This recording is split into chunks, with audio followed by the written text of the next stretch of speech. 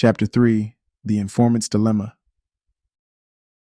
Marcus Dalton paced the narrow confines of his apartment, the fraying carpet beneath his feet barely muffling the sound of his steps. His hands trembled, not from exhaustion, but from the crushing weight of the decision that loomed before him.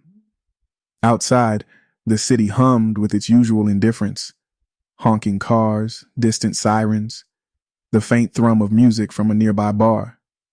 But inside, Marcus's world was closing in. He paused at the window, peering through the dusty blinds.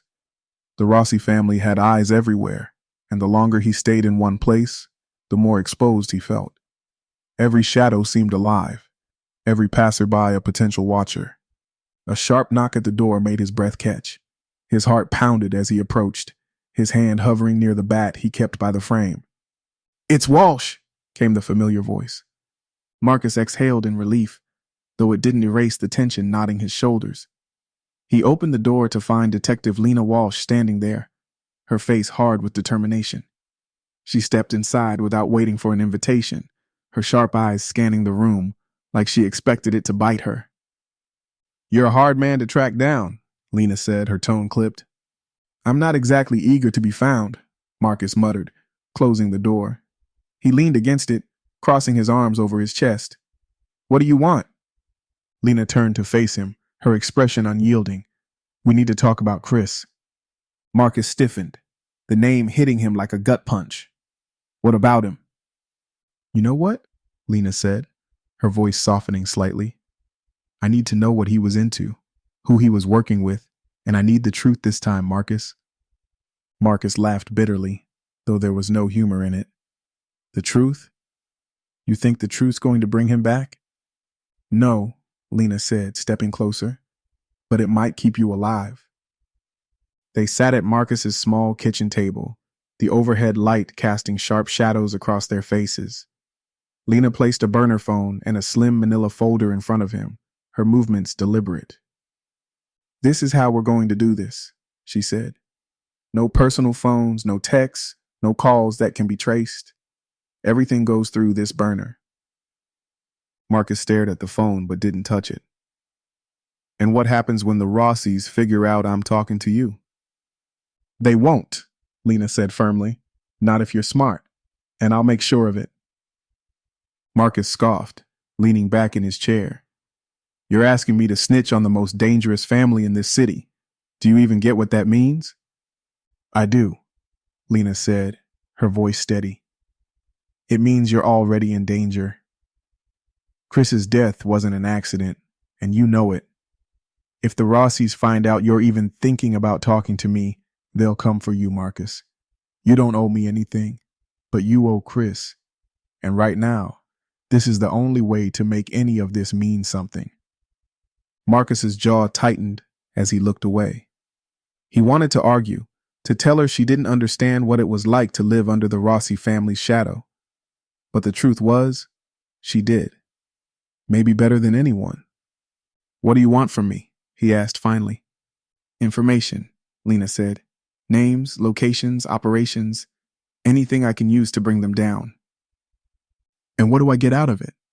Lena leaned forward, her gaze locking onto his.